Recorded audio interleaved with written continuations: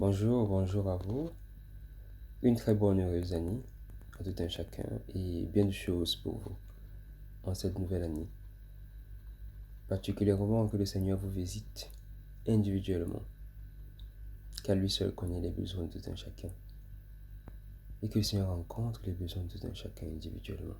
Qu'il vous bénisse au-delà de vos pensées. Qu'il vous bénisse au-delà de vos désirs. Qu'il vous bénisse au-delà de toutes choses. Qu'en cette nouvelle année, que le Seigneur bâtisse une muraille de protection autour de votre vie, autour de votre emploi, autour de votre business. Une muraille de protection contre les attaques de l'ennemi dirigées contre vous sur la forme visible ou invisible. Que le Seigneur élève des murailles à 1, 2, 3, 4, 5, 6, 7 hauteurs autour de votre vie, autour de votre famille et de tout ce qui est à vous. Que le Seigneur vous protège. Car si le Seigneur nous protège, si le Seigneur nous veille, le veilleur veille en vain. Seul le Seigneur peut veiller sur tout ce qui est à nous, afin que nous soyons en paix les uns les autres, en paix les uns avec les autres. Déjà, ce matin, si j'ai décidé encore une fois de plus de faire une vidéo, c'est pour nous entraider,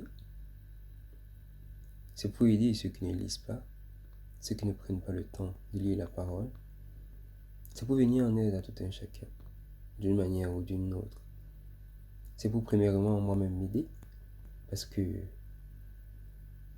comme nous le savons, il y a plusieurs personnes qui parlent de Dieu, qui enseignent la parole de Dieu. Et ce que je veux dire là-dessus, c'est quoi? Premièrement, c'est une obligation pour chaque homme de Dieu d'enseigner, de donner ce qu'il a reçu gratuitement. Déjà, pour sauver son âme.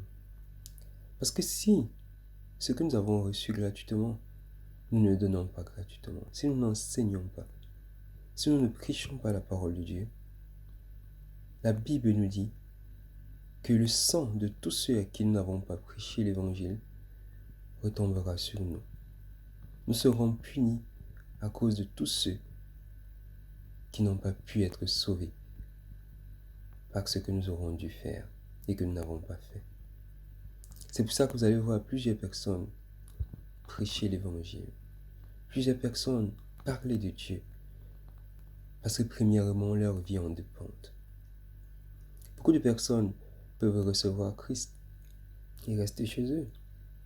Ils ont reçu Christ, ils sont sauvés. Pourquoi sont-ils dehors?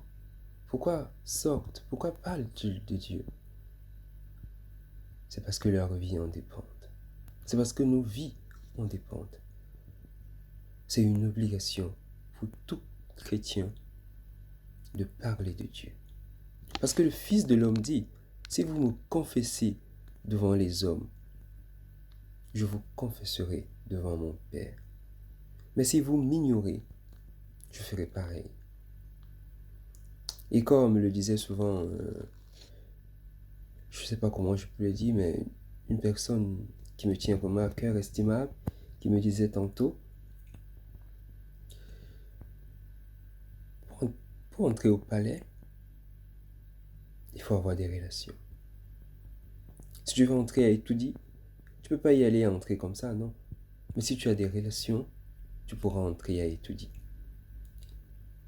Ces choses ne sont pas instituées par l'homme, mes amis.